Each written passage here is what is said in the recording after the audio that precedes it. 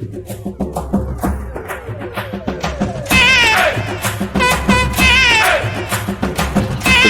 Back to episode 3.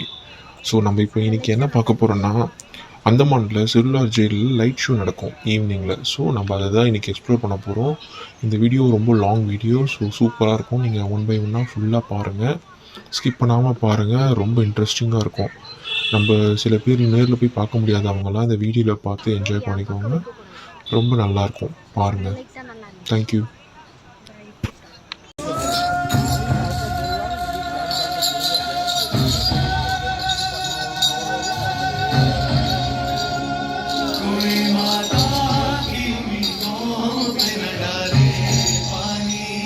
जिंदगी भर तो हमें भेज गिरता रे पानी, जिंदगी भर तो हमें भेज गिरता रे पानी।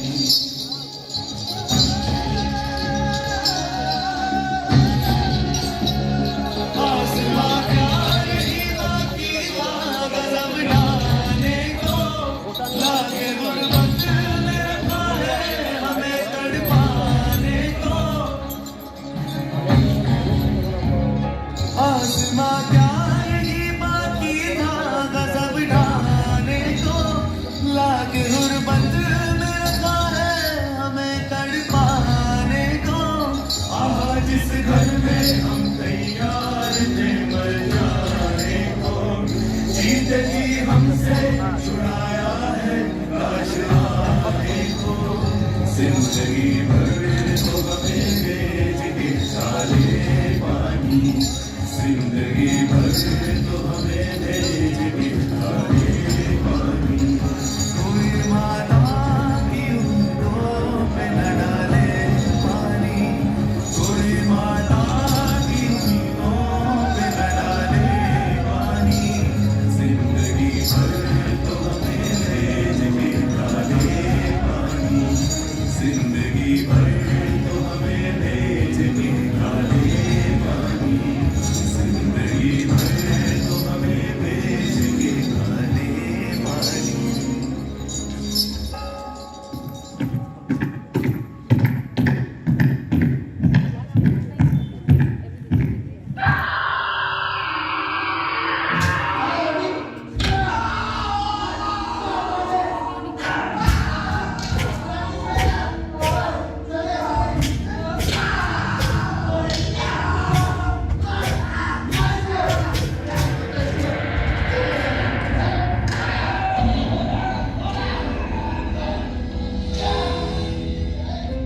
अब भी मौजूद है जुल्मों की निशानी लोगों, दरो दीवार पे लिखी है कहानी लोगों।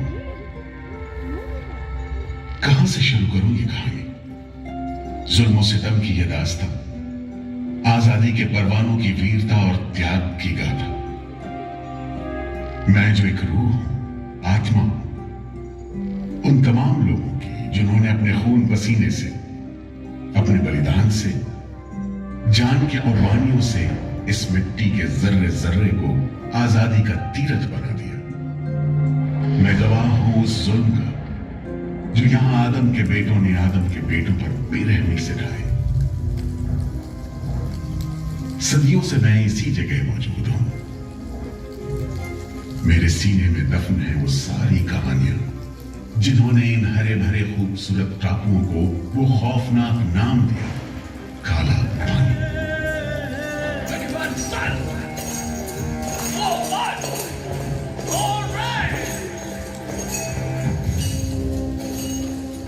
तो वहीं से शुरू करते, उसी हरियाली से जो कैद करने वालों के जुल्म और कैदियों के खून पसीने से बेदाग थी।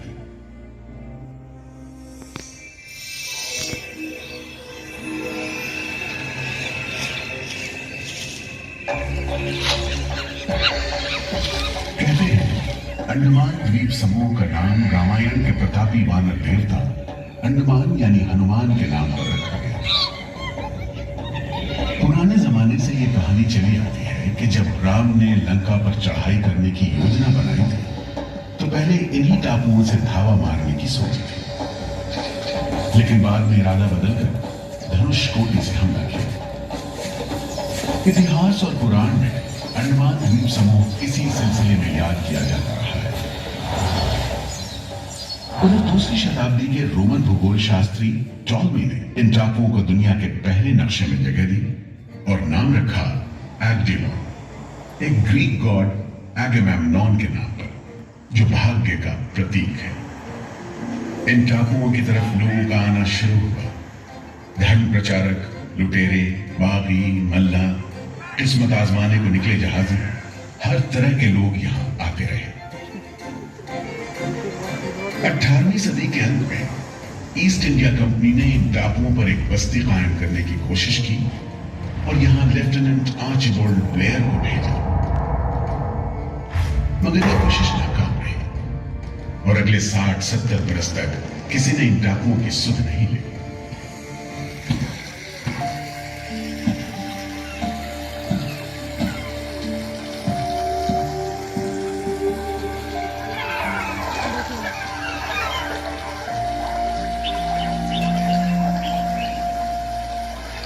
प्राकृतिक खूबसूरती और शांत समुद्र के बीच जिंदगी की खामोश लहरें उठती और बैठ जाती।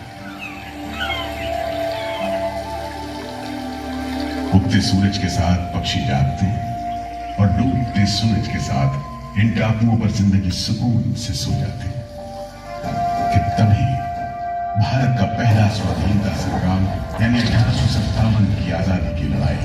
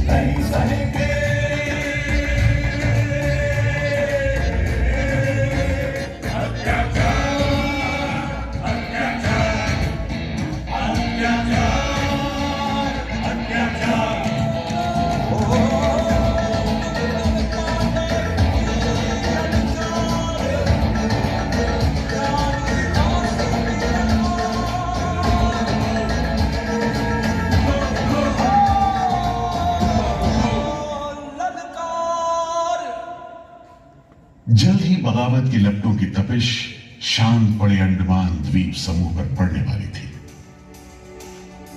आजादी के मतवालों को सबक सिखाने के लिए फिरंगी सरकार ने 15 जनवरी 1858 को पूरे के पूरे अंडमान द्वीप समूह को एक कैद खाने में बदलने का फैसला किया।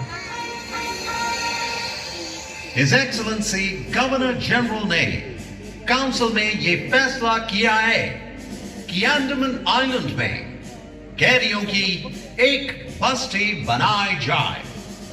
इसमें शुरू में ऐसे मुजरिम रखे जाएं जिन्हें बगावत और राजद्रोह और इससे ताल्लुक रखने वाले दूसरे अपराधियों के लिए कैद या देश निकालने की सजा दी गई हो। और इस तरह अंडमान द्वीप समूह की पुरानी खाड़ी का नाम लेफ्टिनेंट आर्चिबाल्ड ब्लेयर के नाम पर पोर्ट ब्लेयर रखकर मुजरिमों की बस्ती कायम की गई।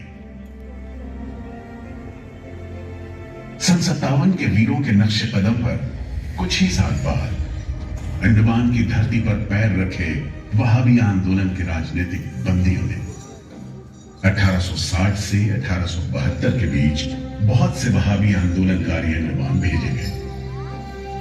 सरहदी सूबे का रहने वाला एक पठान शेर अली आफरीदी भी अंडमान में उस समय उम्र कैद की सजा काट रहा था और अंग्रेजों से बदला लेने के लिए मौके की तलाश में था।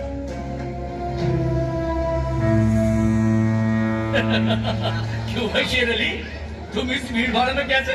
ओए, हम सुना है फिरंगी का लाट साहब इधर आता है, हम भी देखने आया है जुल्म करने वाले का सरदार कैसा दिखता है।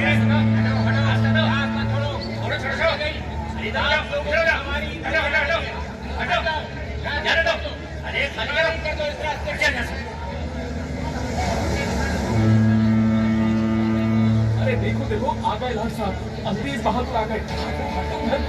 मिस्टर बर्ड, मैं सोचता हूँ कि इस खूबसूरती के बीच रहने के लिए प्रिजनर होना भी मैं एक्सेप्ट कर लेता। Yes, indeed. Just look how beautiful this place is. ये प्रिजनर लोग इस खूबसूरती को नहीं देखते, वरना इस टापू को प्रिजन नहीं स्वर्ग समझते। यस सर, आप ठीक कहते हैं। इधर आइए प्लीज।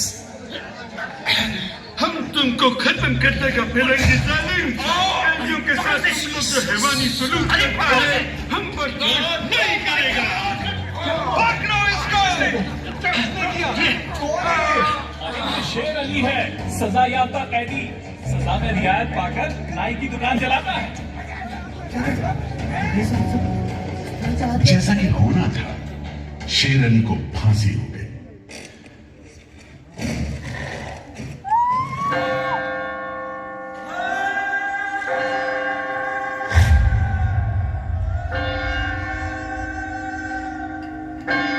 शायद इसी घटना का असर था कि ब्रिटिश सरकार ने कैदियों के साथ और भी कड़ाई बरतने के बारे में गंभीरता से सोचना शुरू किया।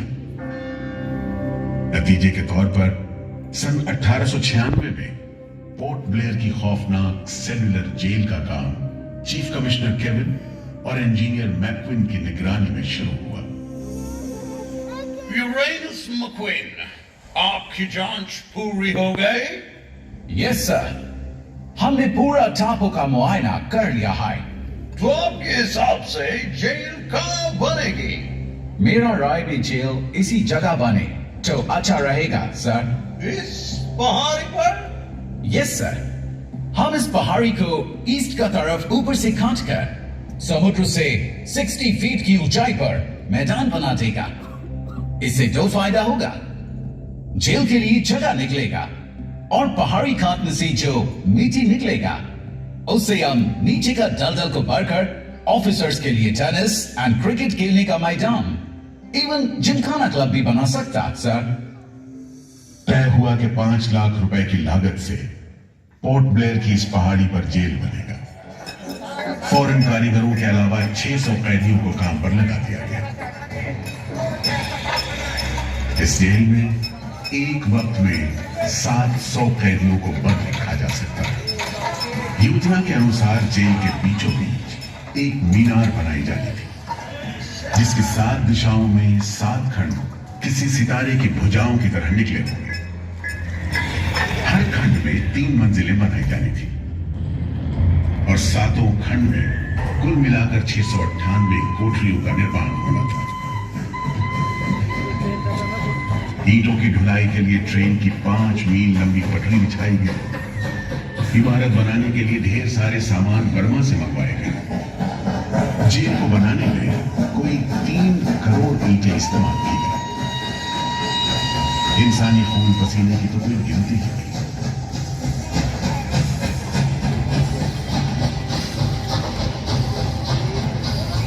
सुबह दोपहर शाम रात कोड़े चलते रहे और काम होता रहा। दीवारें उठनी शुरू हो गई। आखिरकार 10 साल बाद सन 1906 में यह विशालकाय जेल तैयार हुआ और यहीं से अंडमान के इतिहास का सबसे काला दौर शुरू हुआ।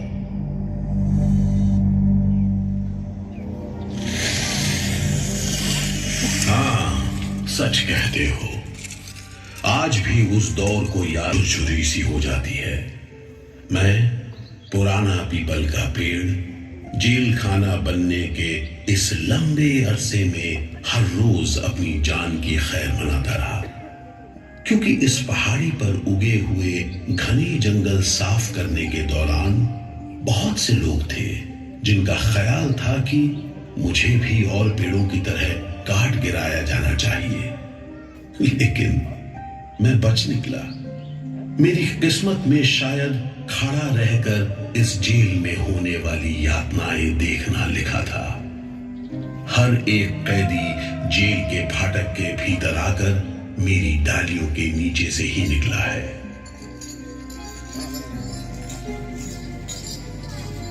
जैसे जैसे अंग्रेजी शासन के खिलाफ आजादी की मांग तेज हुई, ब्रिटिश सरकार ने सेलुलर जेल के फाटक हर छोटी बड़ी बात के लिए खोलने शुरू कर दिए।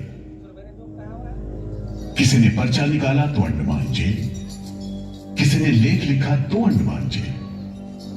लेकिन जब आजादी की लौ दिल में जल रही हो तो लोगों को कब तक रोका जा सकता है? 20वीं सदी शुरू हो, फिरंगी सरकार के खिलाफ जंग में तेजी आ गई। अलीपुर षड्यंत्र कांड, चटगांव डकैती कांड, काकोरी कांड, लाहौरी बम कांड, मुबला विद्रोह, नासिक षड्यंत्र, कितने मामले गिनवाएं, ये सूची लंबी है। लिहाजा एक नए किस्म के अभियुक्तों ने अंडमान की सेल्युलर जेल में कदम रखा। ये नई किस्म थी क्रांतिकारियों की। क्या शानदार लोग थे।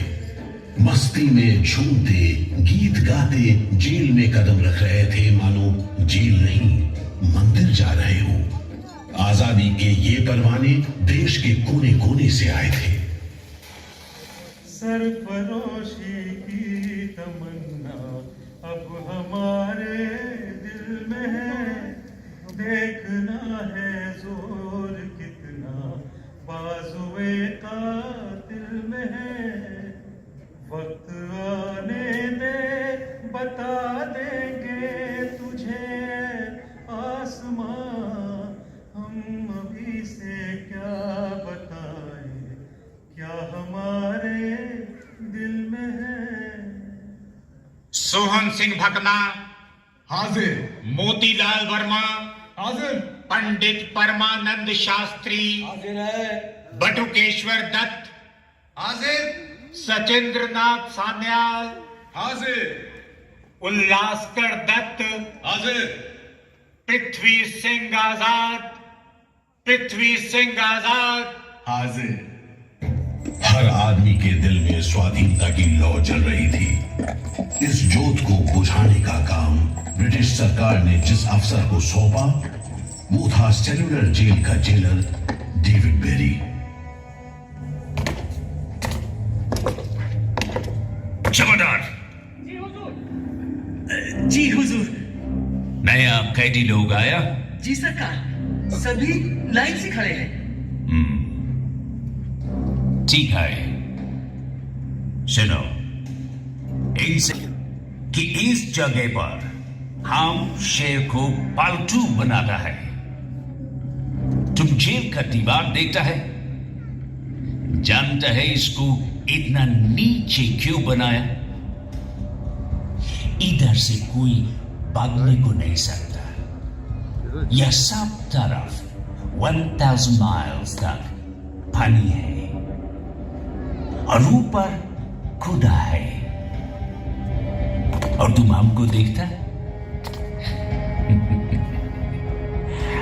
हम इधर का खुदा है, डेविड पेरी। Get it? इस तरह कैदियों से ठसाठस भरी जेल की गंदी भरी बदबूदार हवा में कैदियों का बंदी जीवन शुरू होता है। बेड़ियों की आवाज, वार्डनों की गाली गलौज और मार खाते कैदियों की चीख पुकार से गूंजते कोठरियों का दम घुटू माहौल कड़े से कड़े इंसान को तोड़ने के लिए काफी था। लेकिन इन कोठरियों में ऐसे बंदी भी आए जिन्हें ये माहौल हताश करने की बजाय जुल्म का मुकाबला करने की प्रेरणा देता रहा। वीर विनायक दामोदर सावरकर, ये नाम ऐसे ही बंदियों में बड़े सम्मान के साथ लिया जाता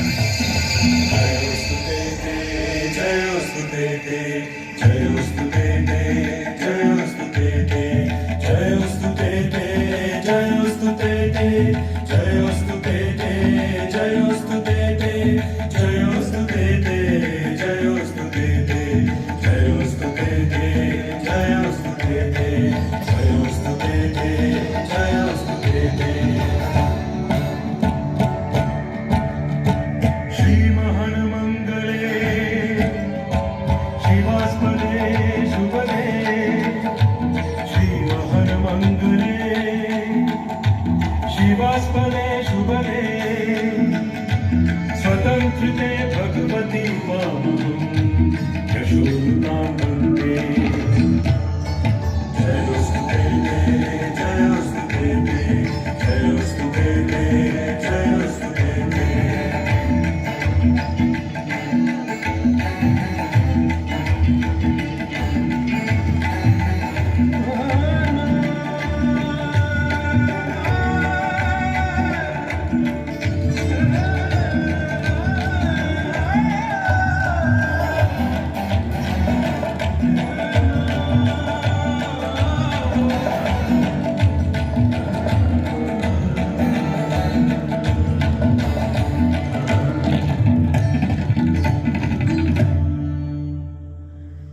बेड़ियों में जकड़े वीर सावरकर जब सेल्यूलर जेल के अहाते में दाखिल हुए तो उनकी जंजीरों से जुड़े लोहे के पट्टे पर उनके जेल की मियाद खुदी हुई थी 50 बरस। 24 दिसंबर 1910 से 30 दिसंबर 1960 तक। विल सावरकर, तुमको 2 बार का उम्र कैद का सजा मिला है। 50 बरस बाद सरकार तुमको छोड़ देगा। मिस्टर पेरी, तुम्हें विश्वास है कि तुम और तुम्हारी सरकार 50 बरस यहां रह पाएगी? सावरकर को इस बात में रत्ती भर भी शक नहीं था कि आजादी की जो लपटें हिंदुस्तानियों के मन में धधक रही हैं, उन्हें अंग्रेज अब बुझा नहीं सकेंगे और जल्द ही उन्हें जाना होगा। इसी प्रबल विश्वास के बल पर सावरकर 10 बरस लंबा अरसा सेल्यूलर जेल की एक ही कोठरी में रह सके। उन्हें बहुत ही खतरनाक कैदी करार देते हुए इतने कड़े पहरे में रखा गया था कि उनके भाई गणेश को 2 बरस तक पता भी नहीं चला कि वीर सावरकर उनके ही नक्शे कदम पर चलते हुए सेल्यूलर जेल आ पहुंचे, जहां बरसों की तकलीफ है, जेलर के जुल्म है, कड़ी मेहनत और नितांत अकेलापन है, जहां जिंदगी 13 फुट लंबी और 7 फुट चौड़ी कोठरी में सिमट कर रह जाती है।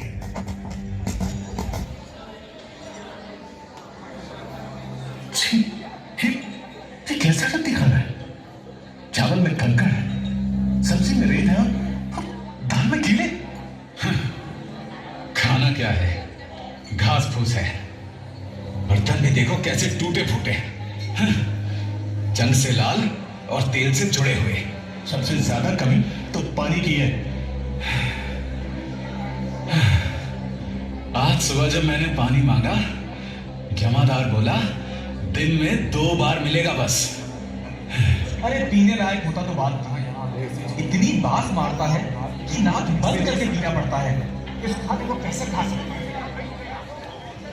कैदियों को गाली देना या पीटना मामूली बात थी, चाहे वो खा रहे हों या काम कर रहे हों। और काम न सिर्फ मुश्किल था बल्कि उसका कोटा भी तय था। 7 में से 4 खंडों की कोठरियों में तेल निकालने के उपकरण लगे थे।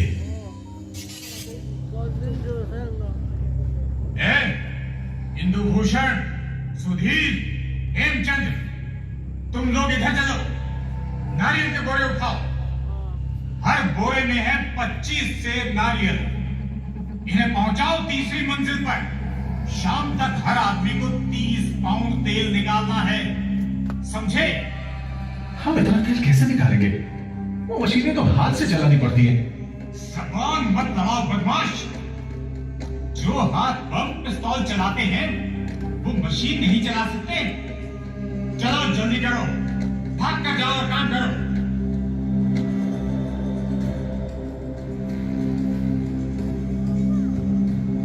मेरा बात ध्यान से सुनो। जो आदमी काम नहीं करे उसको पेट लगाओ, समझा? सजा दो, कोई छूट नहीं दो, कोटा पूरा कराओ। लेकिन तमाम मारपीट और गाली गलौज के बावजूद यदि कैदी काम पूरा न कर पाते तब जो सजा मिलती वो किसी की भी हिम्मत तोड़ने के लिए काफी थी। जमादार जी हुजूर, इसको 2 दिन तक टाट का वर्दी पहनाओ। कल से इसका खाना बंद। जी, सिर्फ 2 का कंजी दो। जी हुजूर, ये पहला बार काम नहीं पूरा किया जी, इस वास्ते इसको 1 हफ्ता हथकड़ी में रखो। जी हुजूर। ये बागी का बच्चा है, इसको बेड़ी डालो, इसको भी बेड़ी डालो 6 महीने तक। जी हुजूर। तुम अब तक 5 बार काम का कोटा पूरा नहीं किया, हम तुमको इस बदमाशी का मजा चखाएगा। जमादार जी हुजूर, इसको तन्हाई में रखो। जी। Solitary confinement. जी। कोठरी में काम दो। जी। और इसको पेट लगाओ। जी। और मारो, और मारो। नारे बोलेगा, बोल नारे, बोल बोल नारे, बोल बोल नारे, जितनी ताकत है बोल नारे।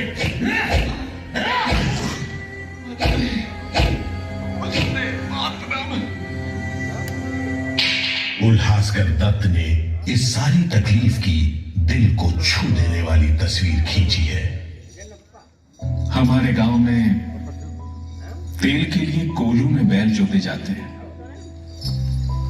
वो भी दिन में 10 से 12 सेर से ज्यादा तेल नहीं निकाल पाते। जेल में मुझे 2 और कैदियों के साथ बैल की जगह जोत दिया जाता था और हमें शाम तक 1 मन नारियल का तेल निकालने का काम सौंपा जाता। जमादार हमें दौड़ने पर मजबूर करते और रफ्तार धीमी होने पर कोड़े मारते। हर रोज न जाने हम कितनी बार लड़खड़ाते, गिरते और मार खाते, और ये सिलसिला निरंतर चलता रहा। हुजूर, ये काम करने से इनकार करता है। क्यों काम नहीं करेगा? जैसा बर्ताव ये जमादार करते हैं उसमें मैं काम नहीं करूंगा। मारपीट और सजा का नतीजा ये हुआ कि उल्हासकर ने 7 दिन के बाद खाना पीना और बात करना भी बंद कर दिया।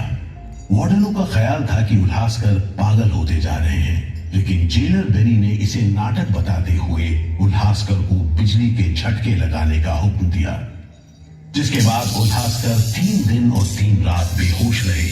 उसके बाद कहीं जाकर डॉक्टर को बुलाया गया। सुनो मिस्टर उल्हासकर, हम जानते हैं तुम अपने मुल्क का आजादी के वास्ते ये करता। हम तुम्हारा काम को ठीक नहीं समझता, लेकिन तुम अभी जवान है। एक दिन अपना सजा पूरा करके वापस अपना मुल्क जाएगा, तब अपना हाथ से जान क्यों लेता? क्या तुम डरपोक है?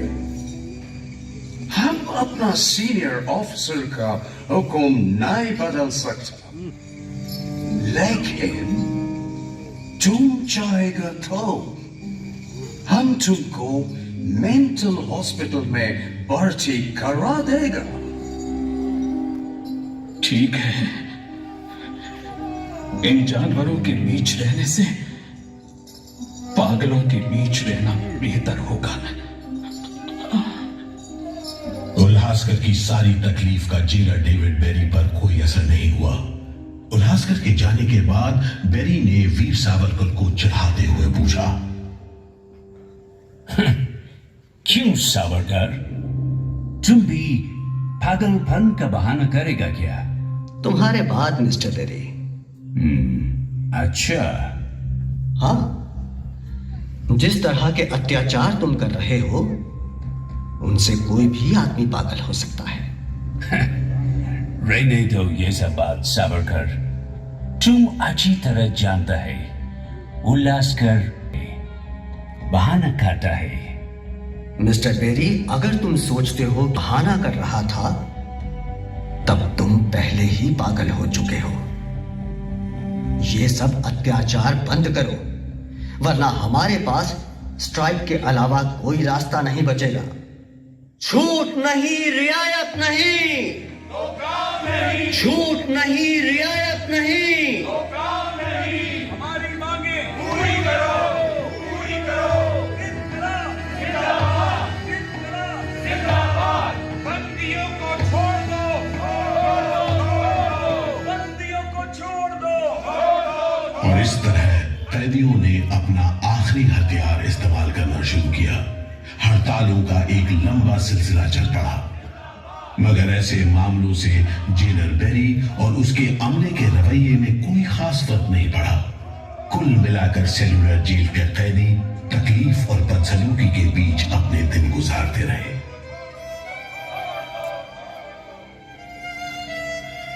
मगर एक सुख का स्मरण ना करना नाइंसाफी होगी।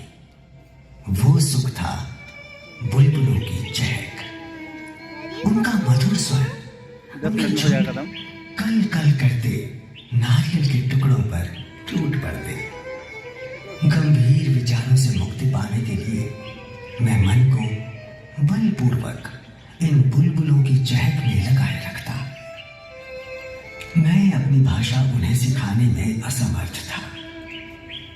यदि सिखा पाता तो मैं उन्हें देश प्रेम के गीत सिखा देता, ताकि अगर कोई मेरी कोठरी खोजता हुआ आए तो लोग कहें कि जिसके सामने बुलबुल देश प्रेम के गीत गा रही हो वही सावरकर की कोठरी है। एक बार में 3 कैदियों को फांसी पर लटका दिया जाता। दिल दहला देने वाली चीखें निकलती, जेल का घंटा खनखना उठता, जेल की मीनार पर लगी बत्ती जलती बुझती रहती और 8 मील दूर तक खड़े जहाजों तक खबर पहुंच जाती कि फिर से कुछ कैदियों को फांसी पर लटका दिया गया है। 12 मई 1933 को कैदियों ने फिर भूख हड़ताल का सहारा लिया। भूख हड़ताल करने वालों में सरदार भगत सिंह के बहादुर साथी महावीर सिंह भी शामिल थे। हड़ताल के 5वें दिन जब कैदियों को जबरदस्ती खुराक दी जाने लगी तो महावीर सिंह ने ताकतवर विरोध किया। जालिमों, तुम नहीं जानते कि हम कौन हैं। हम मर सकते हैं पर झुककर नहीं रह सकते। हमें ऑर्डर मिला है तुम्हें दूध पिलाने का। चलो जमादार, पकड़ो इसे। इंकलाब जिंदाबाद।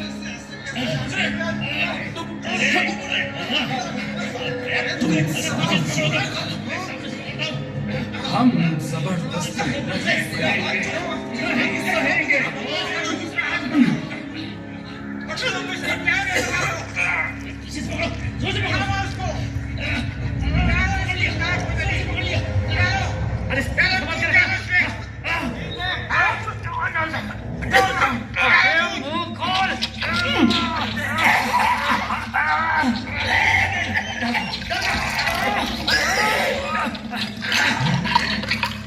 अरे अरे ये क्या हो गया? क्या हो गया? अरे ये तो अरे अब क्या करें? अरे इसकी तो आँख क्यों लट गई? अरे इसकी तो आँख क्यों लट गई है?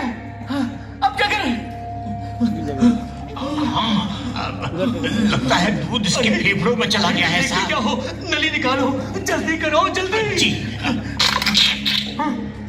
इसकी तो सांस बंद हो गई। अब क्या होगा? होगा क्या? लाश को गुपचुप ठिकाने लगा दो, किसी को कानो कान खबर ना हो। मैं तो कहता हूँ साहब, इसकी लाश को बोरे में डालकर पत्थर से बांधकर समंदर में बहा दीजिए। किस्सा खत्म। चलो बिपिन, ऐसा ही करो, झटपट ले जाओ उसे, झटपट ले जाओ। लेकिन ये खबर छिपी नहीं रह सकी। जब लोगों को पता चला तो देश भर में विरोध की भीषण लहर फैल गई।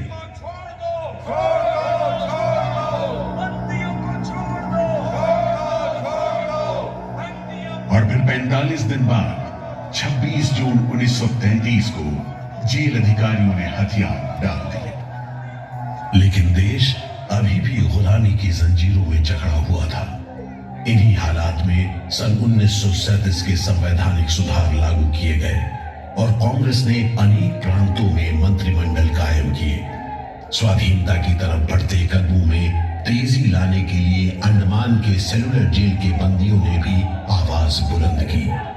बंदियों की रिहाई, स्वदेश वापसी और राजनीतिक बंदियों के लिए बेहतर सुविधाएं हासिल करने की मांग को लेकर 24 जुलाई 1937 को सेलुलर जेल के कैदियों ने सामूहिक अनशन शुरू किया। वंदे मातरम, वंदे अंग्रेज सरकार मुर्दाबाद, अंग्रेज सरकार मुर्दाबाद, भारत माता की जय, भारत माता की जय, भारत माता की। इस भूख हड़ताल का असर पूरे देश पर पड़ा। जगह जगह कैदियों के समर्थन में आंदोलन होने लगे। सारे देश के राजनीतिक बंदियों ने अनशन शुरू कर दिया।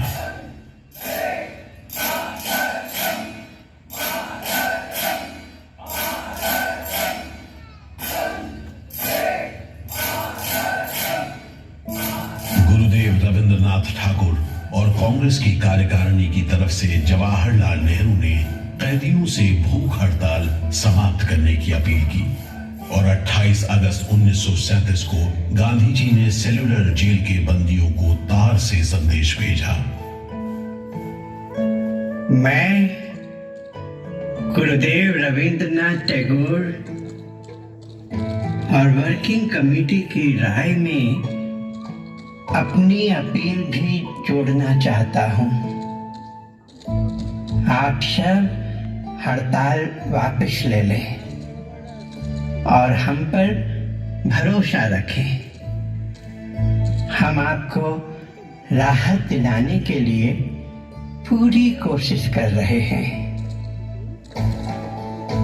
कैदियों पर गांधी जी की इस अपील का बहुत असर पड़ा। सभी कैदियों ने आपस में सलाह करने के बाद जवाब दिया। देशव्यापी अपील और आपके संदेश ने हमारे दिलों को छू लिया है। हम इस भरोसे पर भूख हड़ताल मुलतवी कर रहे हैं कि सारे देश ने हमारी मांगों और हमारे उद्देश्य को अपना बना लिया है। वंदे मातरम। 36 दिन के संघर्ष के बाद एक बार फिर बंदियों की जीत हुई। नतीजे के तौर पर सितंबर 1937 से सेलुलर जेल के कैदियों की स्वदेश वापसी शुरू हो गई। आखिरी जत्था जनवरी 1938 में रवाना हुआ और 80 साल बाद सेलुलर जेल राजनीतिक बंदियों से खाली हो गई और अंडमान द्वीप समूह के इतिहास का एक तकलीफदेह दौर खत्म हो गया।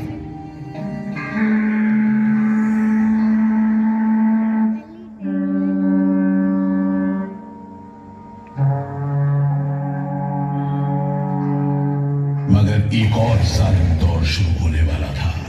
1939 में दूसरा विश्व युद्ध शुरू हुआ और 1942 में जापानियों ने अंडमान पर कब्जा कर लिया।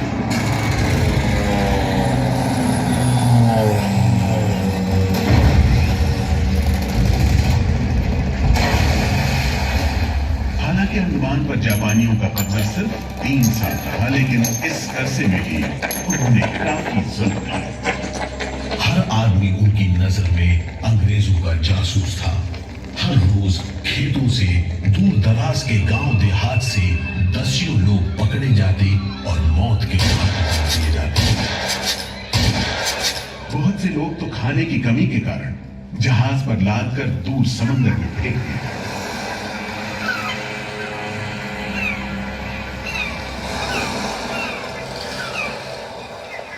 इसी दौरान नेताजी सुभाष चंद्र बोस अंडमान आए और जेल का मुआयना भी किया, मगर जापानी उन्हें जेल के उन हिस्सों में नहीं ले गए जहां वो सैकड़ों कैदियों को जासूस करार देकर तकलीफें पहुंचाते थे।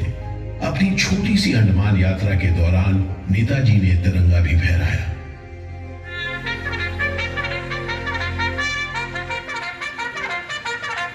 अगस्त 1945 में दूसरा महायुद्ध समाप्त हुआ और 3 साल 6 महीने 15 दिन के कब्जे के बाद अक्टूबर 1945 में अंडमान की जापानी छावनी ने अंग्रेजों के आगे हथियार डाल दिए।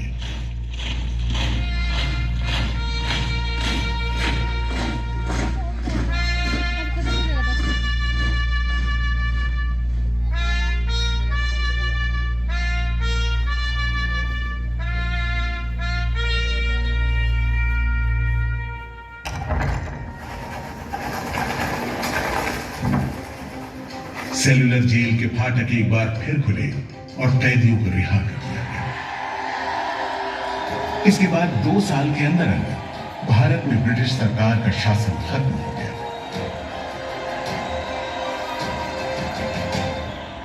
अंडमान द्वीप समूह अब काला पानी के खौफनाक नाम से नहीं जाना जाता, लेकिन ये सारी तकलीफें जो आजादी के प्रेमियों ने यहां झेली, वो सारी कुर्बानियां जो देशभक्त वीरों ने यहां दी, आज भी देशवासियों के दिलो दिमाग पर छपी हुई है। इसीलिए अंडमान के भूतपूर्व राजनीतिक बंदियों के भातृत्व मंडल की इच्छा को स्वीकार करते हुए भारत सरकार ने 30 अप्रैल 1969 को घोषणा की कि सेलुलर जेल को राष्ट्रीय स्मारक के रूप में सुरक्षित रखा जाएगा।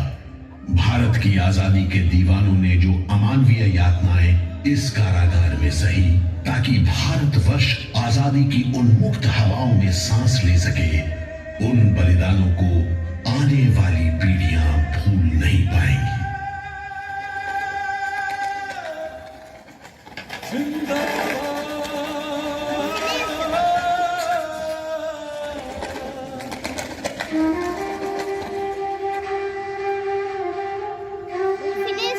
हाँ बस फिनिश हो गया।